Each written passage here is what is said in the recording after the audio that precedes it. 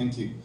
Okay, so I will be talking about some work I've done with my colleague here, David Tivey, who worked for a long time for the Royal Australian College of Surgeons, about this idea of filtering papers in systematic reviews with transformers. As you might expect, I'll spend a bit of time talking about what systematic reviews are and why they matter, the existing literature on machine learning approaches to this, and the approach that we've taken. So the basic idea, if the clicker will work. Okay, I'm going to have to use the down. Yeah, I'll just use that one. Okay, so the idea is in biomedical research, systematic reviews are a far more formalized process of doing a literature review. So rather than we do research, it's typically a small team, you're determining which literature is appropriate. It's a formalized process so that in medical research they can guarantee they've looked at all of the relevant literature. And typically this is often done by some kind of large consulting team that can look at sort of thousands, if not tens of thousands of papers. And as you might imagine, as the body of literature is increasing, this is becoming very, very costly for them. So there are existing methods to try and improve the efficiency of this process. Initial approaches focused on database search improvements, so tools that could design better PubMed search queries so that the number of candidate articles was much smaller.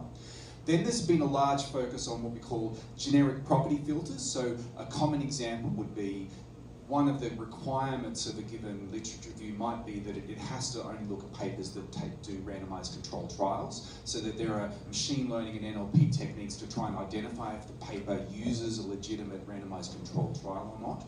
And then finally, there's a big literature on building topic-specific ML techniques. So in this instance, what you're doing is you get an initial data set of a small number of labelled examples of articles that have been returned for that particular research question.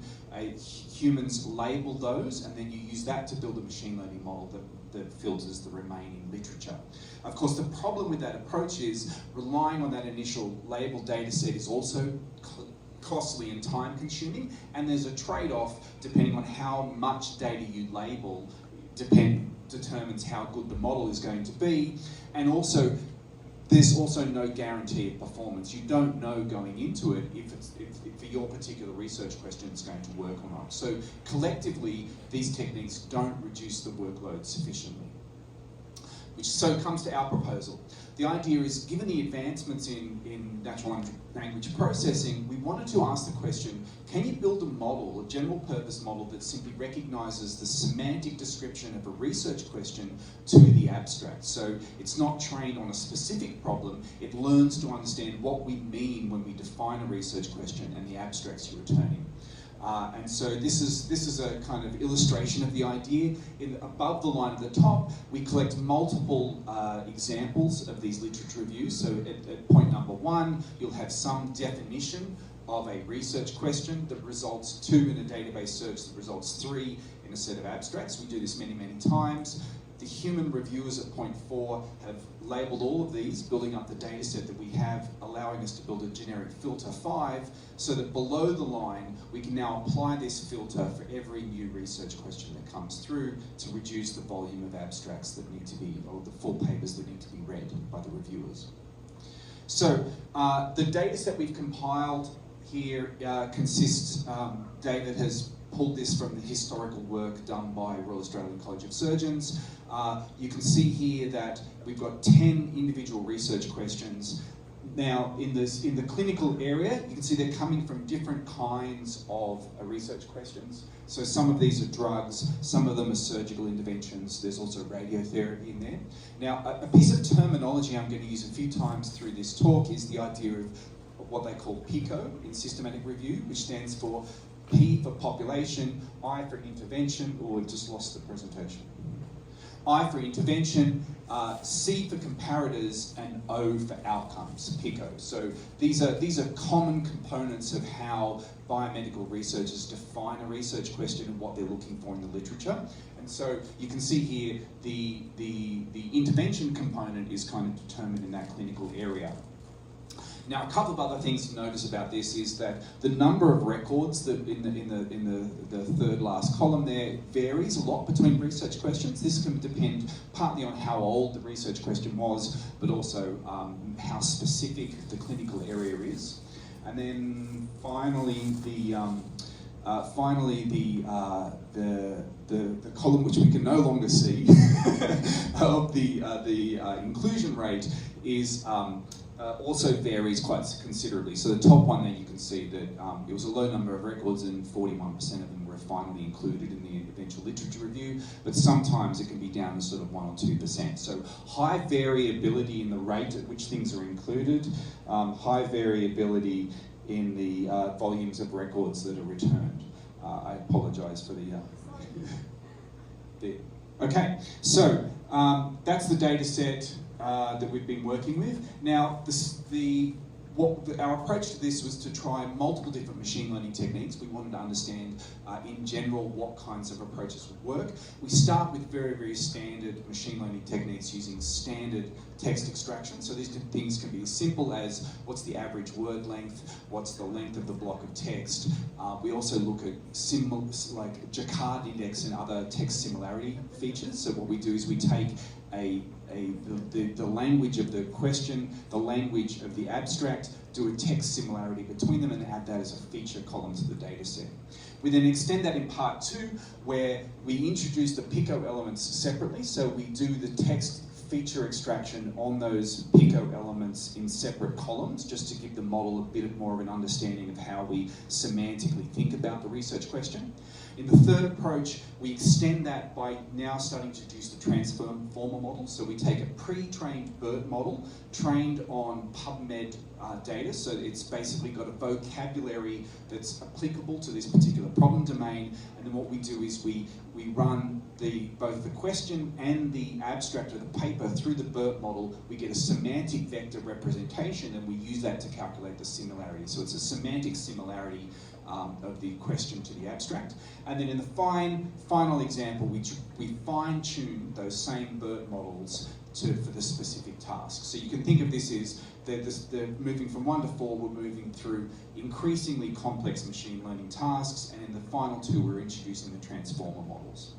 One other final thing is that we take, given that what we're trying to do is build a model that is applicable to new questions that have never been seen before, we don't use standard cross-validation techniques. We actually use the unique leave one question out. So in each instance we've got 10 data research questions and their associated articles. We train on 9 of them, and then we test on the final one, so that we're testing on, basically simulating the real-world application of this machine learning approach, and then repeat that for all test questions, which means that every bit of data I show you is been 10 training runs in order to produce that. So the results. We start by showing you AUC, which is basically area under the curve, a general purpose technique for understanding how well the model fits. A couple of things you'll notice from by the way, I'm highlighting the best or equal best performing model in green, light green on this table. And what you should see is that as we move down the table towards the models using the BERT, we start seeing the best performance here. So particularly in those final 2 experiments, 3 and 4, where you're either using the BERT for the text similarity or the fine tuning is where you get the best performance. Although interestingly, what we note is that even though the BERT model is almost always included in the best model, it's not, sometimes the fine tuning isn't perfect for some of these. So you'll in fact, it's close to sort of random performance. You'll see it's not that there's a small difference between the different BERT approaches, it's actually quite significant, which is one of the kind of the interesting findings here, that it isn't, even though BERT proves to be useful, it's not immediately obvious in advance which approach using BERT is going to give you the best results. We also evaluated using a second approach that's closer to one common use case for these models, which is that you often want to just filter out the large volume of literature that's irrelevant. So remember when I showed you the table before, the highest inclusion rate was 40%, which means that in most instances, if you could eradicate the bottom 50% of literature, you're getting rid of a whole bunch of articles that the reviewers don't actually have to read. And here we see a slightly different pattern. So you see that some of our baseline models, the simple machine learning techniques, including basic feature extraction, perform equally well for some of these cases, which indicate that this use case of just eliminating the bottom 50% is much, much simpler than the task of trying to deliberately identify the exact articles that will be included. So it's a slightly different use case. But again, what you see, you get much more consistent performance out of the BERT models. And here, that problem I articulated in the previous slide, where there was a big difference in the performance from the different BERT approaches, starts to disappear. So we can see that in general, even though it oscillates between whether text similarity with BERT versus fine-tuning is best, there's not as much in it, which means that it's much safer to take one approach and apply it universally. So, basically, analysis of the data and the model results, we identified that the fine-tuning was the best, strongest performing model class, particularly for that use case of eliminating the bottom 50%. Although there was still some ambiguity there as to why it was not the best for in all instances. The PICO representation we used did appear to add value in some of these instances, but again, not universally, so more work needs to be done to understand, are we actually representing that in the best possible way to these models? And then finally, some of those, in experiment 3, we were actually using some variations of the BERT model of different sizes, so different complexity models, and there is some indication there that perhaps for research questions that are semantically complex, larger BERT models add value. So there's some work to be done to understand if there's not one universal approach to this, how can you identify from the nature of the question that's being asked the right approach, and that could be matching it to the right complexity BERT model. I want to acknowledge the systematic review team at Royal Australian College of Surgeons for kindly making this historical data set available to us and allowing us to release it with a publication. And here are a couple of links where you can contact me if you want to get access to that data or code.